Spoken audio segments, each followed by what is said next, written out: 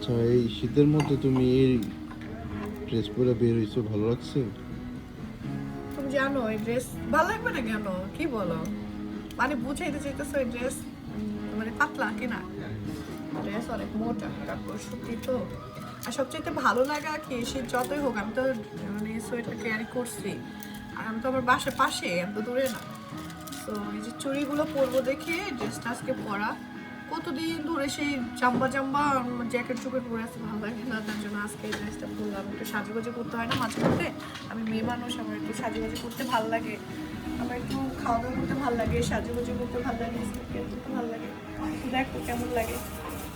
এটা আমাদের বাসার পাশে রেস্টুরেন্ট, আমরা সবসময় এখানে আসি যদি কোনো মানে নিজেদের টাইম স্পেন্ড করতে হয় তো আমরা এখানে আসি। তো দেখাই, এটা সুন্দর একটা মিরর আছে এখানে। আর এই রেস্টুরেন্টে সবাই আমাদের চিনে। আমার কত সুন্দর লাগতেছে।